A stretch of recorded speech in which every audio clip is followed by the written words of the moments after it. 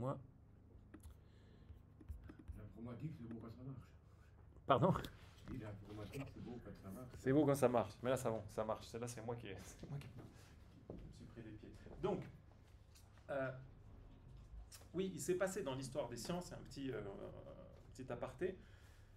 Quand Aristote commence à faire de la métaphysique et de la philosophie, mais Aristote, il fait tout à la fois, d'accord? C'est une seule personne qui fait à la fois de la philosophie, de la morale, il s'occupe aussi d'observation de l'esprit, d'observation des espèces naturelles, il fait de la physique, puis tout ça, on appelle ça de la philosophie au départ. Puis l'histoire de la philosophie, une partie en tout cas de l'histoire de la philosophie, c'est l'histoire de tout un tas de sciences qui s'émancipent de la philosophie. D'abord la physique, et puis la biologie, et puis plus récemment, au XIXe siècle, la psychologie. Okay.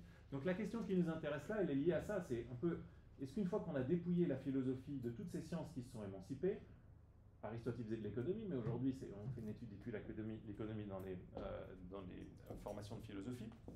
Donc une fois que les sciences se sont émancipées, sont devenues des domaines de recherche indépendants, est-ce qu'il reste quelque chose à la philosophie et plus fondamentalement à la métaphysique? Okay.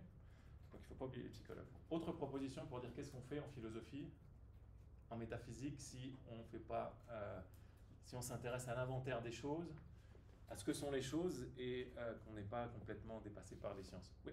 Peut-être tout ce qui est inexplicable d'un point de vue scientifique. Oui, vous pensez à des choses. Je mettrais l'esprit en lien avec l'âme, par exemple. C'est deux concepts très proches, inexplicables. Oui, alors, je pense que la proposition, elle revient à dire, ben, il y a encore des choses qu'on n'a pas complètement éclaircies scientifiquement.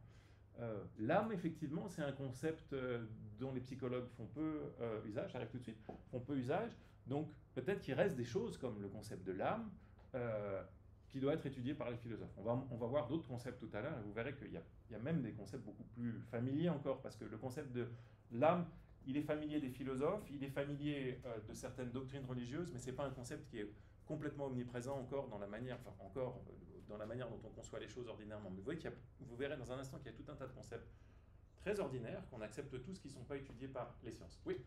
Je dirais que ce qui reste encore finalement à la philosophie, c'est tout ce qui n'est pas la matière. Les sciences, elles sont réfléchies à travers la matière. Bonjour. Quand Aristote, par exemple... Attendez, excusez-moi, je vous interromps. Est-ce que vous arrivez à passer la dernière chaise là-bas à madame? On changera de salle, on est très sérieux. Merci, je suis désolée.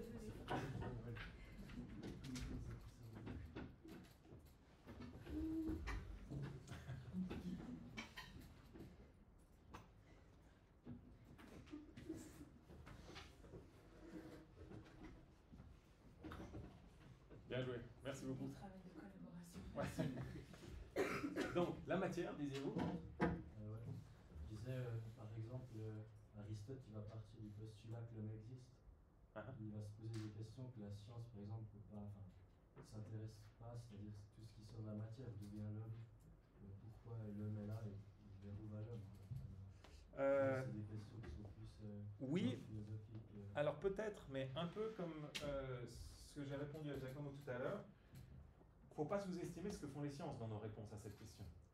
Or, la question de savoir d'où vient la vie, d'où vient la matière, ben, c'est évidemment des choses sur lesquelles on a des théories scientifiques maintenant. Théorie du Big Bang, par exemple, on a des théories de l'origine de la vie, il y a tout un tas d'hypothèses différentes, la théorie de l'évolution sur l'évolution de la vie. Donc les questions d'origine, elles sont aussi traitées par les sciences. D'où ça vient, tout ça. Donc, et quand vous dites par ailleurs la matière, ben oui, en psychologie, on parle un peu de la matière, mais pas des tonnes. Hein, quand on se demande les relations de différents états mentaux, on n'est pas complètement obsédé par le cerveau, on peut l'être, hein, mais ce n'est pas toujours le cas quand on s'intéresse à la matière. Oui. Moi, je dirais que ce qui distingue les sciences et la métaphysique, au-delà des thèmes qui sont abordés, c'est surtout la méthode.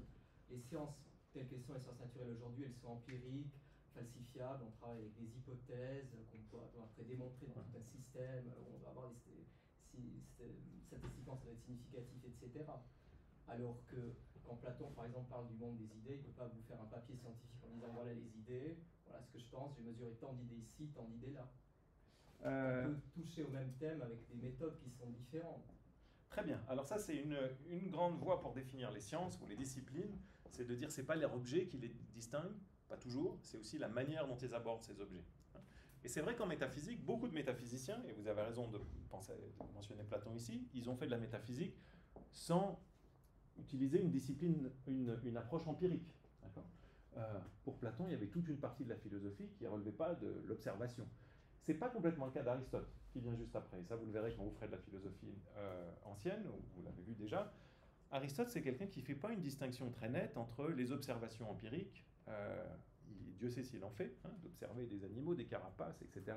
Et puis ses thèses philosophiques et métaphysiques ensuite. Pour lui, il y a une forme de continuité dans tout ça. On part de l'observation du monde et on essaye de tirer des notions métaphysiques. Donc ce que vous dites est vrai pour une conception de la métaphysique. Ceux qui conçoivent la métaphysique comme une forme d'approche, on dit parfois a priori plutôt qu'a posteriori, a priori plutôt qu'empirique.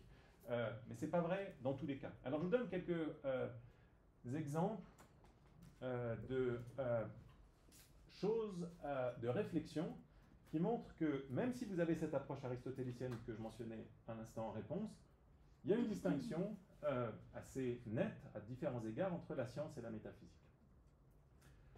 Première chose, et vous avez tendu vers ça, mais j'ai émis des doutes sur les exemples que vous avez donnés, la psychologie, les questions de genèse, d'origine. Il y a un certain nombre d'objets, de concepts, si vous voulez, dont les sciences ne nous parlent pas, et que nous, on va beaucoup aimer en métaphysique. Premier type d'objet de ce type, ce qu'on appelle parfois des propriétés formelles.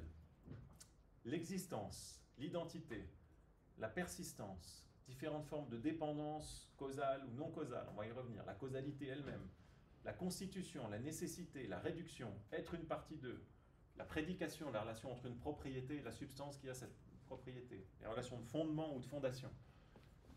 Si vous voyez tout ça, il y a au moins certains termes qui vous sont familiers là-dedans, l'identité, l'existence. Quelle est la discipline scientifique qui s'occupe de l'existence? Eh bien, c'est nous, c'est la métaphysique. Okay. Quelle est la discipline scientifique qui s'occupe de l'identité? Pareil. Okay. Donc vous voyez qu'il y a tout un tas de propriétés auxquelles on fait appel, peut-être pas quotidiennement. Je vous disais sur l'âme tout à l'heure, l'âme elle est peut-être restreinte à un certain type de discours, un certain type d'approche du monde. Ces propriétés-là, je ne vous dis pas qu'on parle tous les jours de l'existence, de l'identité, de la persistance, mais vous voyez que c'est des choses c'est des concepts qu'on mobilise régulièrement. Et quand on essaye de comprendre ce que sont ces concepts, là typiquement on fait de la métaphysique. Ça c'est une première raison de distinguer la métaphysique des sciences. Deuxième chose, là on parle de propriétés, mais vous avez des manières de catégoriser les entités qui existent, ou peut-être qui n'existent pas, une manière de les catégoriser qui est extrêmement générale. Quand on parle d'une catégorie, en général, c'est ce qu'il y a de plus générique.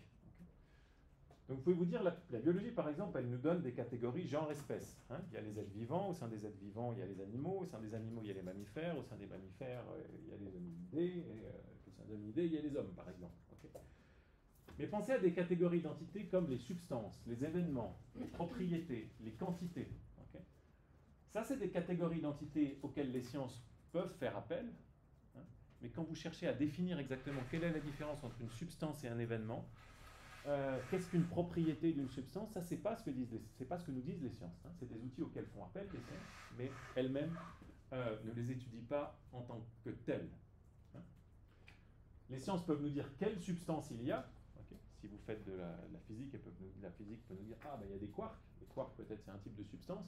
Mais qu'est-ce que c'est qu'une substance par opposition à une entité abstraite ou à un processus? Ça, la physique ne nous le dit pas.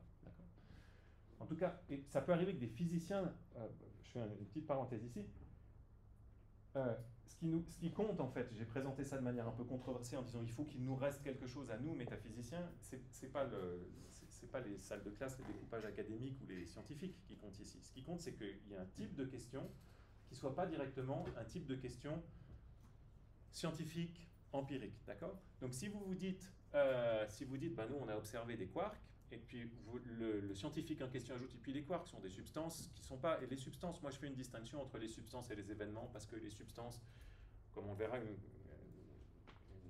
définition assez classique, c'est de dire les substances, elles persistent dans le temps sans avoir de partie temporelle. Si jamais, je vais revenir là-dessus, hein, c'est juste pour vous donner un exemple.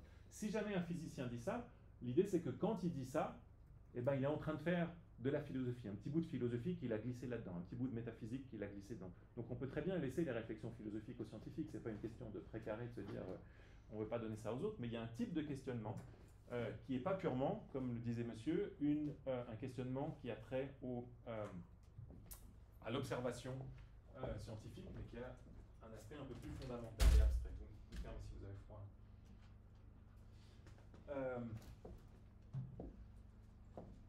Bien, il y a une partie, je vous donne encore quelques exemples de choses qu'on aime bien, que les métaphysiciens aiment bien étudier. Il y a une partie de la métaphysique qu'on appelle la métaphysique descriptive, qui s'occupe de décrire non pas ce qu'il y a, mais ce qui semble y avoir, les apparences, notre conception ordinaire du monde. Ça, vous verrez que c'est quelque chose qui revient souvent. Il y a un peu qu'est-ce qui existe pour nous, pour le sens commun, et puis qu'est-ce qui existe d'après la physique, et puis une grande question, c'est est-ce qu'on arrive à réconcilier tout ça. Pour savoir ce qui existe d'après le sens commun, ben ça, certains disent, ça relève, cette description de ce qui semble exister, ça relève au moins en partie de la métaphysique. Et puis dernière chose qui relève de la métaphysique, supposez que vous définissiez les sciences par rapport à leur objet. Vous dites, la physique, ça étudie la matière. La biologie, ça étudie la vie. L'économie, ça étudie les échanges de biens rares et services, etc. Vous définissez les sciences en fonction de leur objet d'étude, hein, ce qui est l'approche la plus standard aristotélicienne de définition des différentes disciplines scientifiques. Il vous reste une question quand vous avez fait ça. La question, c'est quoi? C'est de savoir, c'est quoi la matière? Okay. Si vous dites, moi je fais de la physique, j'étudie la matière, ah très bien, mais c'est quoi la matière? Puis si jamais vous avez un physicien qui vous dit, ah ben moi j'étudie la matière, et j'ai découvert ce que c'est que la matière, c'est quelque chose qu'on écoute. Alors moi j'adore il y a des albums qui sortent chaque semaine, j'adore notamment le dernier album de, je sais pas qui, Céline Dion. Là vous allez lui dire, attends, il y a un problème, c'est pas la matière que tu étudies, c'est la musique, d'accord? Donc vous voyez que dans la notion même de matière, même si le physicien peut découvrir, en tout cas selon cette proposition, peut découvrir les constituants ultimes de la matière, des aspects peut-être essentiels de la matière, on a un certain nombre de connaissances pré-théoriques de ce qu'est la matière, de ce qu'est la vie, de ce que sont les échanges économiques, où on peut dire à un scientifique, non, là si tu dis ça, tu as complètement changé de sujet. Okay, et ça relève aussi en partie, au moins, de la métaphysique.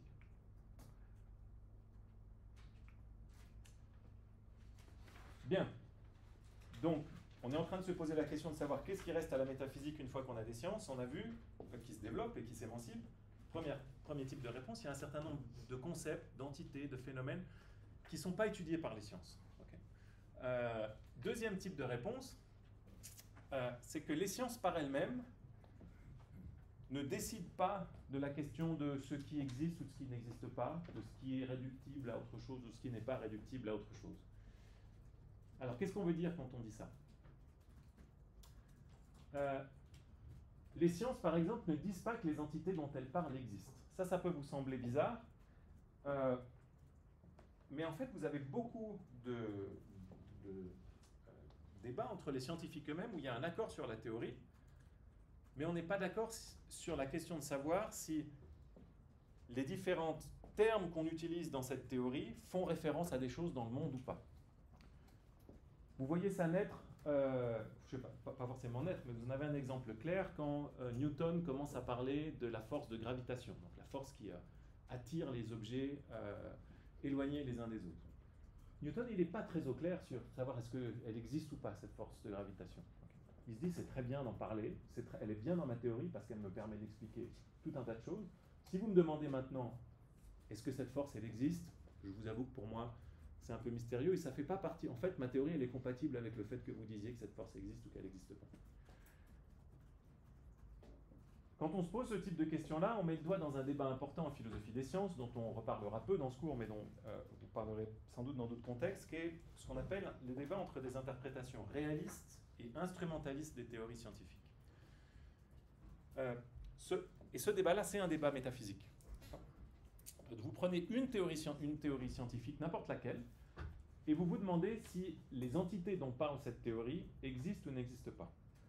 La chose la plus naturelle à faire, c'est de dire, bah oui, ça existe, la physique nous parle des atomes, il y a des atomes, la biologie nous parle des molécules, il y a des molécules, etc. Donc ça, c'est l'aptitude réaliste. D'accord ? Mais vous avez un certain nombre de métaphysiciens qui ont dit, non, en réalité, il faut mieux concevoir les sciences comme des outils qui nous permettent de faire des bonnes prédictions. Les entités dont nous parlent ces sciences, elles correspondent à rien dans le monde. Ce qui compte, c'est de savoir si à l'arrivée, la science nous dit s'il y aura une éclipse demain matin, si le pont va tenir, si il va y avoir telle ou telle augmentation de la température. Donc vous pouvez interpréter tout un tas de théories scientifiques en disant ce dont elles parlent, les atomes, c'est juste des fictions utiles qui nous permettent de prédire un certain nombre d'observations à venir. Donc ça, c'est l'attitude d'instrumentaliste par rapport aux sciences. On ne rentre pas dans le débat là, je le mentionne juste pour que vous voyez que quand vous avez une théorie scientifique, il y a une autre question qui est de savoir les entités dont parle cette théorie, est-ce qu'elles existent ou pas? Je mentionne une question voisine.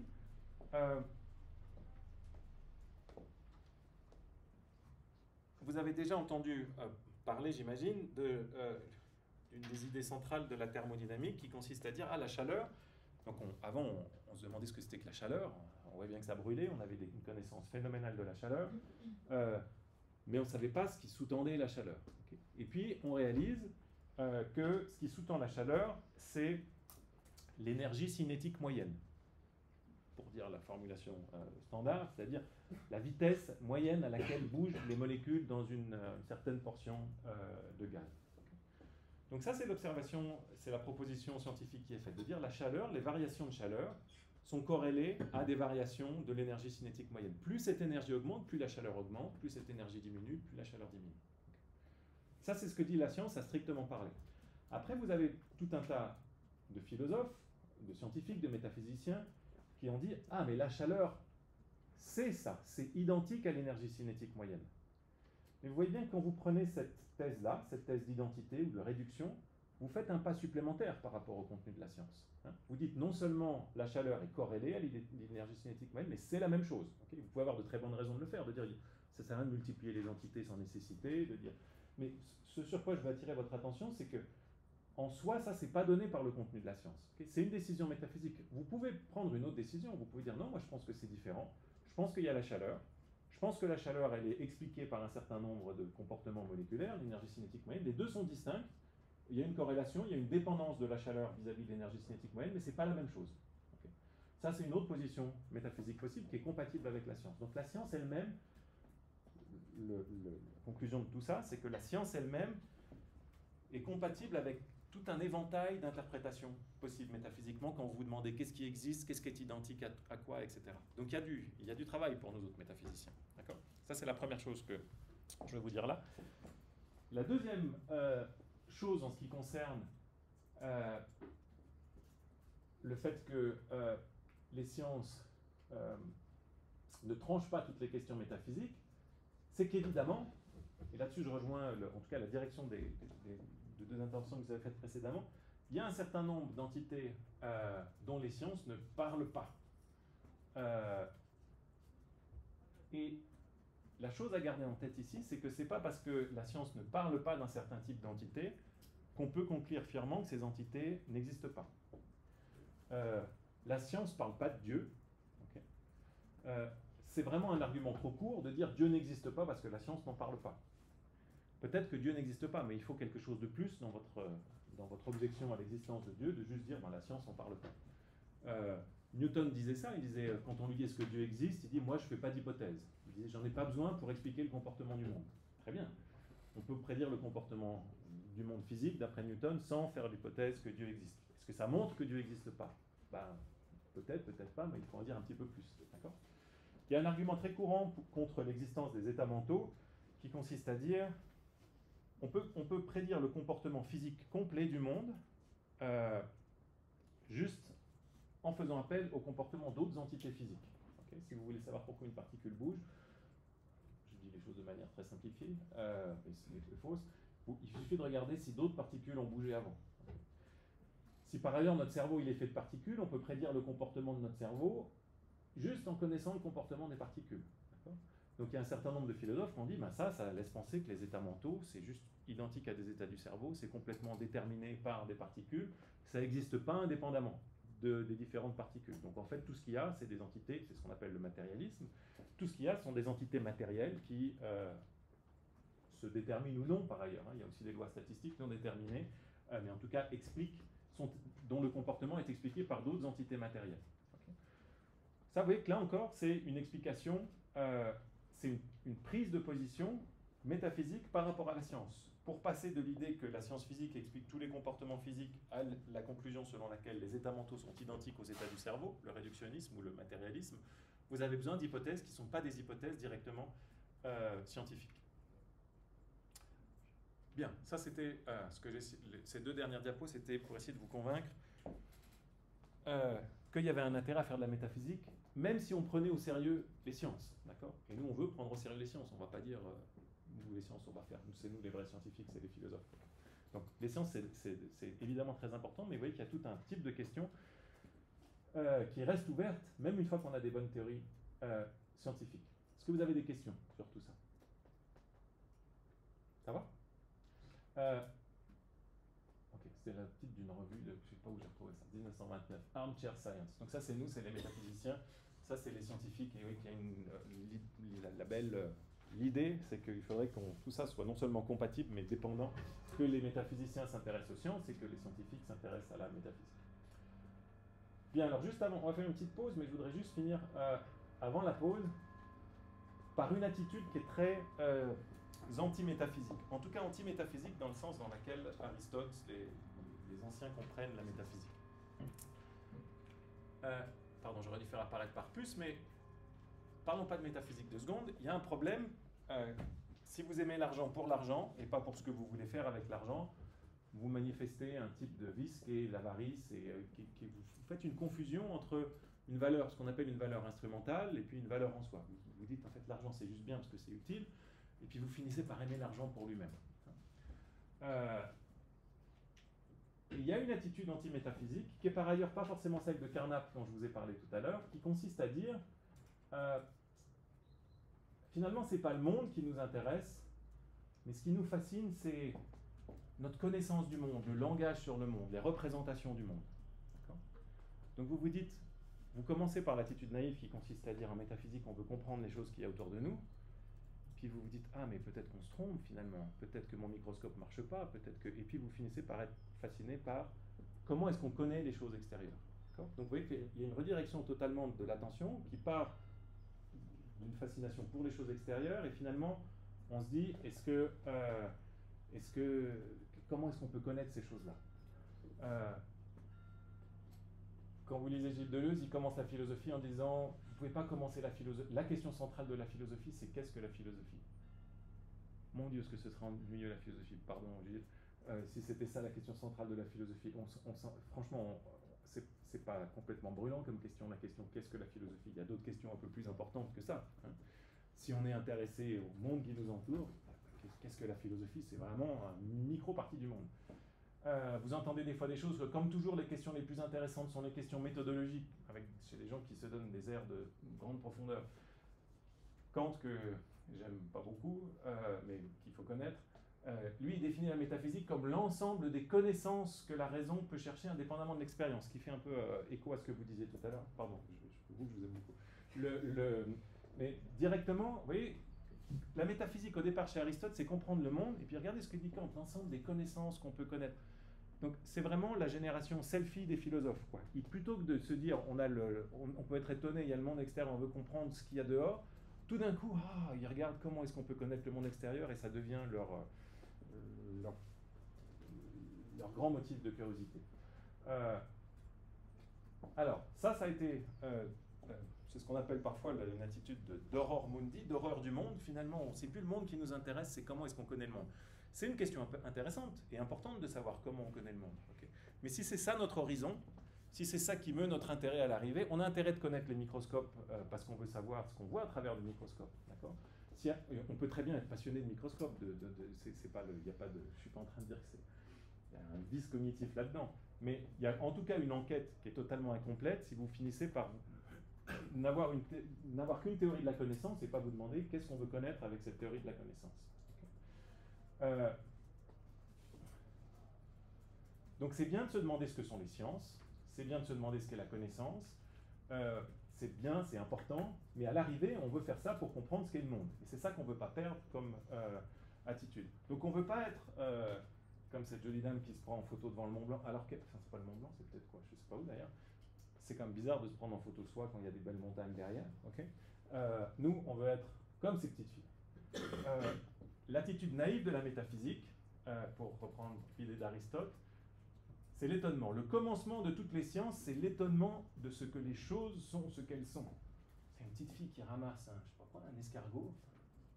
Elle n'est pas en train de se regarder le nombril et de se faire un selfie de son escargot, de se dire comment est-ce que je peux le connaître. D'accord ? Pareil pour les radis.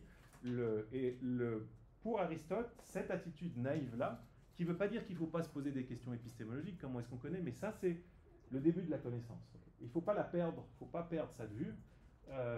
On dit souvent la curiosité c'est le moteur des sciences, c'est ça qui nous meut. Une chose un peu triste malgré tout, c'est que cette attitude-là, c'est dur de la retrouver chez des adultes. Okay, on voit rarement des adultes ramasser des cailloux et les regarder des heures.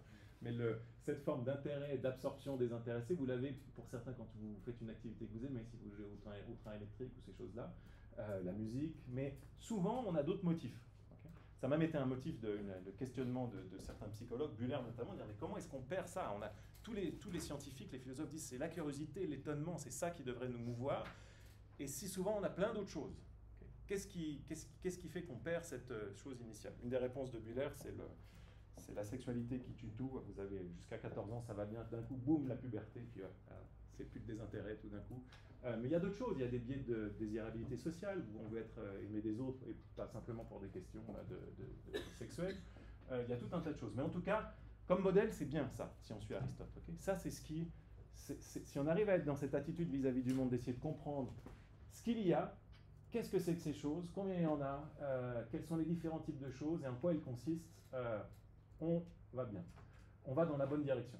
Alors, on va au moins adopter, nous, cette attitude largement aristotélicienne vis-à-vis de la métaphysique.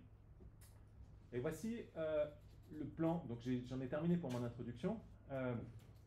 Le plan du cours cette année, qui sera peut-être sujet à quelques modifications. Il y a des termes qui ne vont rien vous dire pour l'instant, mais moi, vous savez, on va voir. Première partie, on va étudier quelques concepts fondamentaux. L'identité, on va commencer juste après la pause, la persistance, l'existence, l'essence, la dépendance, ce qu'on appelle la constitution.